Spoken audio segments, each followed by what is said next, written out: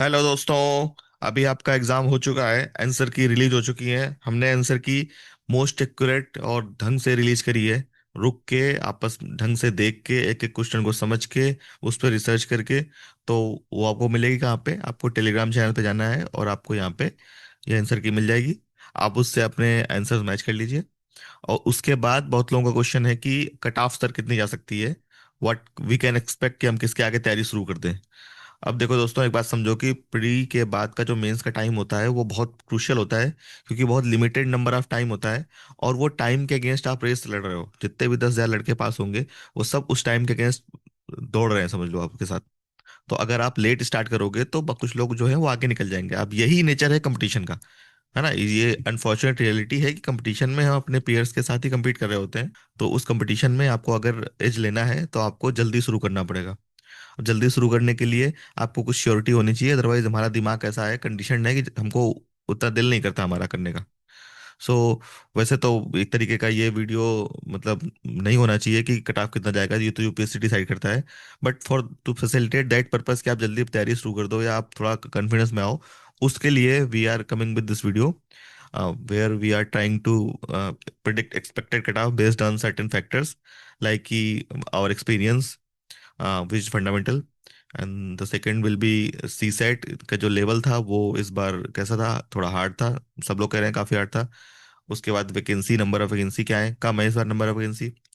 फिर जीएस का पेपर का क्या लेवल रहा, सो उन फैक्टर्स के हिसाब से हम ये कट ऑफ कंसीडर करेंगे। तो आप ये मान के चलिए कि हमने भी ट्राई किया है हमेशा इस यूपीएससी का कट ऑफ से हमारा कट ऑफ एकदम मैच कर जाए ये जरूरी नहीं है, लेकिन प्लस नंबर, प्लस माइनस एक दो नंबर छोड़ के आप मान के चलोगे कि लगभग इतना ही रहेगा। आप जनरली इतने भी, हमें भी 10 साल का अनुभव यूपीएससी का, सो वी अंडरस्टैंड कि बहुत ज्यादा फर्क नहीं होगा।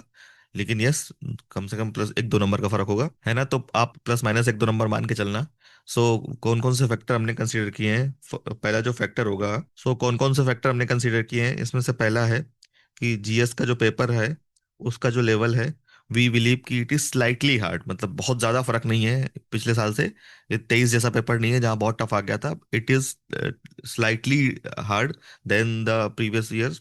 सो उस हिसाब से वी एक्सपेक्ट कि कुछ कट ऑफ इससे थोड़ा बहुत कम होना चाहिए।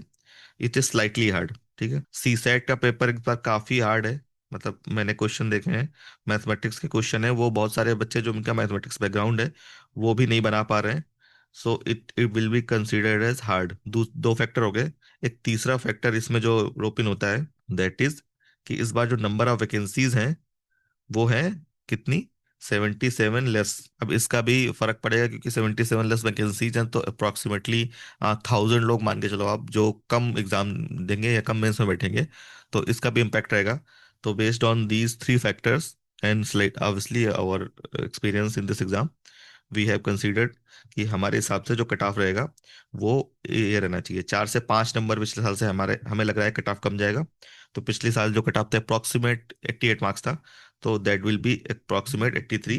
अब ऑब्वियसली इसमें +-2 का वेरिएशन आप लेके चलना सीएससी कट ऑफ में। इसी तरह से बाकी सबका, हर कैटेगरी का कट ऑफ है। ईडब्ल्यूएस का जो कट ऑफ होगा वो 81 +-2 रहेगा। ओबीसी 82 +-2। एससी 74 +-2। And ST 70 +-2। इसी तरह फॉरेस्ट कट ऑफ है, इसमें आप +-3 का वेरिएशन मान के चलना है, क्योंकि वैकेंसीज कम होती हैं तो कम वैकेंसीज में वेरिएशन होने की संभावना ज्यादा होती है। तो +-97 रहेगा। तो आपके अगर 94 के ऊपर बन रहे हैं तो you should start your preparation. इसी तरह इसमें भी +-3 मान के चलिएगा आप। 96 ईडब्ल्यूएस के लिए हमारे हिसाब से, 97 ओबीसी लगभग जनरल सेम रहता है, ऑलमोस्ट अप्रोक्सीमेटली।